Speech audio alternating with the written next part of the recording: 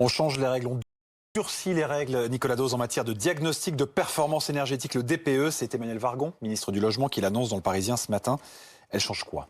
On va regarder aussi le CO2 et pas simplement les kilowattheures. Le DPE, il voit le jour en 2006. Vous devez forcément faire un DPE, un diagnostic de performance énergétique pour une location, pour une vente. Donc là, jusqu'ici, on regardait la consommation d'énergie, les kilowattheures. Et bien maintenant, on va regarder l'empreinte carbone, vraiment les émissions de CO2. Et puis l'autre nouveauté dans ce diagnostic de performance énergétique, c'est que désormais, il devra vous donner en fonction de ces kilowattheures et de ce CO2 une fourchette de prix de ce que votre facture va représenter tous les ans. Chauffage, électricité et tutti quanti. Bon, ce DPE, vous le disiez, il faut le faire à chaque transaction immobilière, mais, et c'est la kélos, il n'est pas contraignant. C'est-à-dire qu'une fois qu'on a fait son DPE, on n'est pas obligé de faire des travaux ou c'est de une les faire photographie. faire. Non, c'est une photographie, sauf que là, on a une loi climat qui est actuellement au Parlement et qui reprend des éléments qui étaient déjà dans la loi Elan de 2018.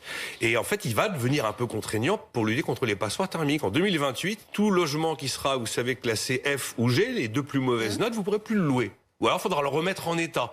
Et d'ailleurs, il y a déjà un premier passage de durcissement sur ces histoires de notes de performance à compter de 2025. Alors, on regardera a priori que les kilowattheures, pas les kilowattheures et plus les CO2. Mais là, il y a une vraie contrainte maintenant avec ce DPE. C'est plus simplement une photographie. Durcir le DPE, ajouter des contraintes, c'est la bonne direction?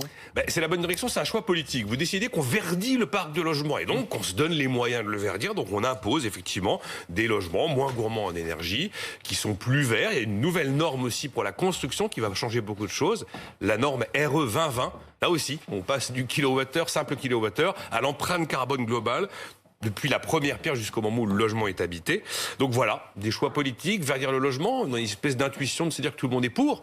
Mais il faut comprendre que dans ces cas-là, eh bien oui, ça a une facture, ça coûte de l'argent. Quand il faudra remettre en état un logement, ça coûtera de l'argent. Déjà, le DPE, automatiquement, il sera plus cher. Idem pour la norme RE 2020 sur la construction.